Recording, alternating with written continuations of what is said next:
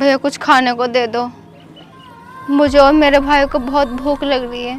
भूख लगी है तो मैं क्या करूं? भैया दे दो ना, मेरे भाई पे चला भी नहीं जा रहा। नहीं चला जा रहा तो मैं क्या करूं? और हाँ, मेरे पास इतने पैसे भी नहीं हैं जो तुम जैसे सड़क छाप भिखारियों को पैसे बांटते फिरूं। तुम लोगों को शर्म तो है नहीं? चले आते हैं सुबह सुबह, वैसे ही मैं दिल्ली के लिए लेट हो रहा हूँ। साहब दे दो ना, मुझे बहुत तेज भूख लगी है। एक तो रोड उसने दिमाग खराब कर दिया और ऊपर से तुम दोनों आ गए। अब जाते हैं नहीं या दूं एक कान के नीचे खींच के?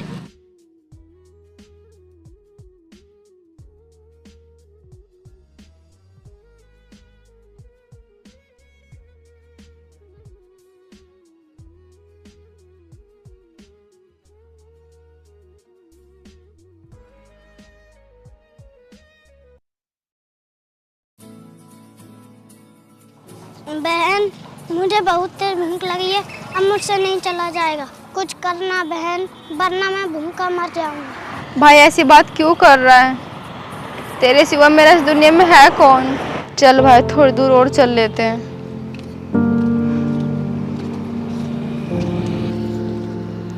बहन, अब मुझसे चला भी नहीं जाएगा। छोटे, तू ऐसा कर, तू यहाँ बैठ, मैं तेरे लिए कुछ खाने के लिए लाती हूँ। चल बैठ।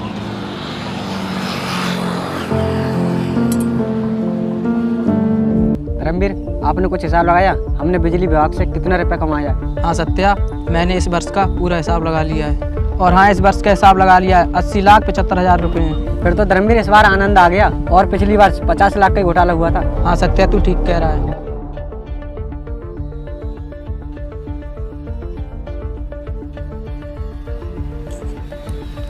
सब कुछ खाने को दे दो, मेरा भाई 2 दिन से भूखा है। देख लड़की, हमारे पास खाने पीने का कुछ नहीं है, आगे जाके मांग। सब खाने को नहीं है तो 10-20 रुपए दे दो, मेरा भाई 2 दिन से बहुत भूखा है। सत्या थोड़ा साइड में।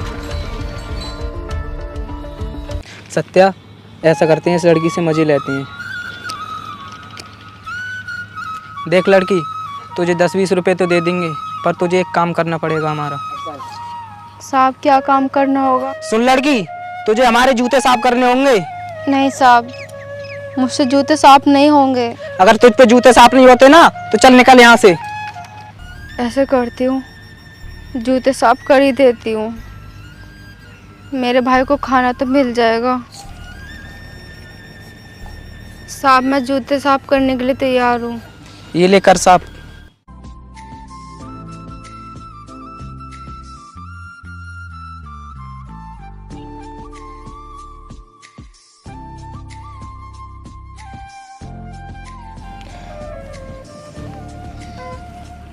साहब आपने जो मुझे कहा था वो मैंने कर दिया, अब मुझे कुछ पैसे दे दो। ये लड़की, हमारे पास कोई पैसे नहीं है, तू जाती है कि नहीं यहाँ से? चल निकल यहाँ से।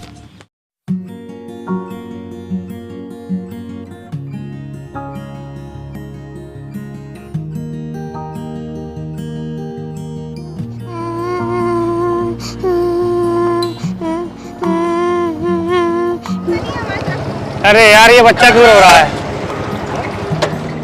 ऐसा करता हूँ, इसे अपने घर ले जाता हूँ।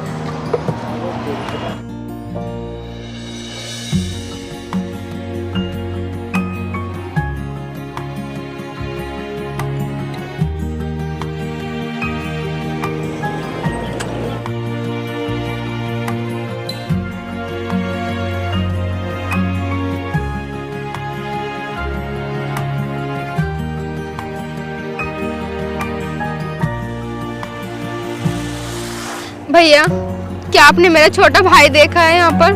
हाँ बहन, देखा तो था, पर एक आदमी मोटरसाइकिल लेके आया और उस पर बैठा कर ले गया। मैंने उसी का बच्चा समझा।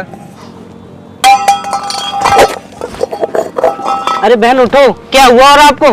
ओ बहन उठो, उठो ना। अरे बहन, क्या हुआ आपको और आपने अपने बारे में नहीं बताया?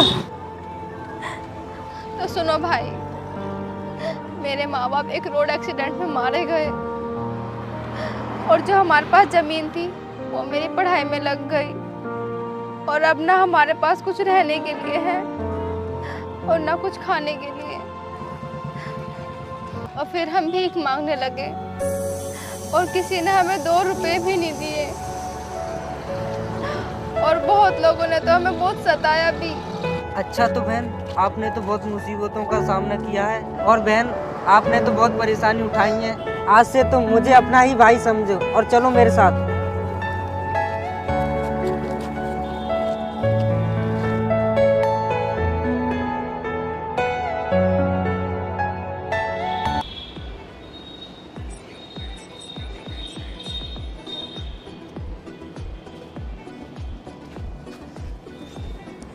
बहन, तुमने ग्रेजुएशन की पढ़ाई तो कर ली है और तुम्हें सिविल सर्विस एग्जाम की तैयारी और करनी होगी।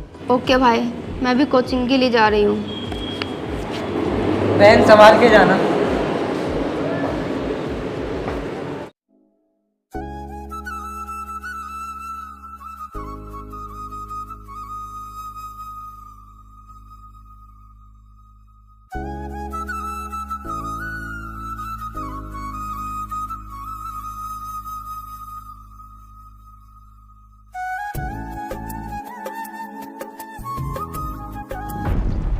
देख धर्मवीर, आज उस दिन वाली भिखारिन पढ़ कर जा रही थी। अरे हाँ सत्या, तू ठीक कहता है। ये तो उसी दिन वाली भिखारिन है जिससे हमने जूते साफ कराए थे। सत्या, तू ऐसा करे से अभी बोला।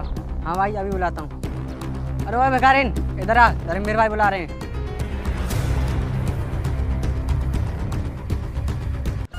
बोलो साहब, क्या बात है और क्यों बुलाया?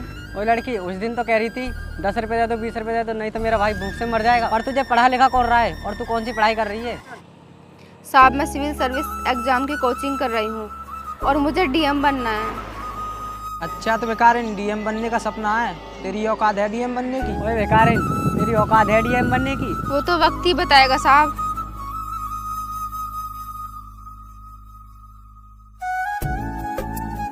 चला धर्मवीर, बिजली विभाग में चलती है। चल सकते हैं।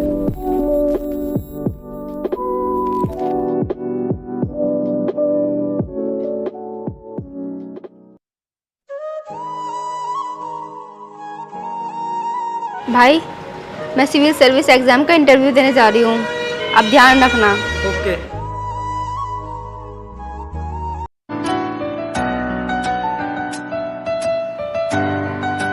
अरे भाई आप? बहन, मुझे बहुत खुशी हुई आपको डीएम की कुर्सी पर देखकर। बहन, आपने मेरे सारे अरमान पूरे कर दिए। बहन हो तो आपकी जैसी। भैया आप ये सब छोड़ो, आप ये बताओ कि आपको यहाँ आने की क्या जरूरत पड़ गई? किसी के हाथ खबर भिजवा देते। बहन, मुझे पता नहीं था कि आप डीएम बन गई हैं, इसलिए मुझे आना पड़ गया।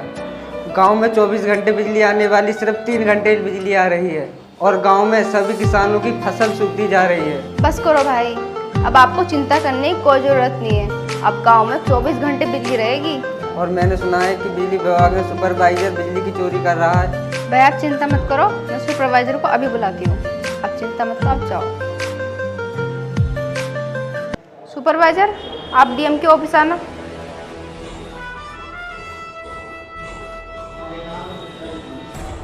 Ma'am, may I coming? Come in. अच्छा, तो ये दोनों वही हैं। अच्छा, तो वो दोनों तुम ही हो? सत्या, ये तो वही भिखारिन है ना, इससे तो मैं अभी पूछता हूँ। वो भिखारिन, तू इस डीएम की कुर्सी पे क्या कर रही है? तेरी औकात है इस कुर्सी पे बैठने की? और डीएम साहब कहाँ हैं? उन्होंने हमें बुलाया है। अब बेवसी जानता है, ये हमारे शहर के नए कलेक्टर हैं। और हाँ, अपनी जवान को लगाम दे। सॉरी मैम, हमें माफ़ कर दो, हमें पता नहीं था आप इस शहर के नए कलेक्टर हैं। और हाँ मैम साहब, आपने हमें क्यों बुलाया? पहले तो तुम ये बताओ कि गांव में बिजली जाने का कितने घंटे का ऑर्डर दिया गया है? 24 घंटे का दिया है। सच सच बता दो। 18 घंटा देते हैं। तो तू ऐसे नहीं मानेगा। तू जानता भी है, अगर ये किसान फसल नहीं उगाएंगे तो पूरी इंडिया में हाहाकार मच जाएगा। और तू भूल गया, सन 1965 अक्टूबर में शास्त्री जी ने नारा दिया था, जय जवान जय किसान। मैम, हमें माफ़ कर दो, ऐसी गलती अब दोबारा नहीं होगी। क्या कहा? माफ कर दूं? माफ तो तुम लोगों ने मुझे भी नहीं किया था, फिर मैं तुम्हें कैसे माफ कर दूं? और हाँ, तुमने किसानों को भी बहुत सताया है। तुम्हें तो तुम्हारी सजा मिलकर ही रहेगी। बिजली अधिनियम 2003 की धारा 135 और 138 बिजली चोरी के इल्जाम में तुम लोगों को 5 साल की सजा काटनी पड़ेगी। मैम, हमने बिजली की चोरी नहीं की है। Officer, arrest him.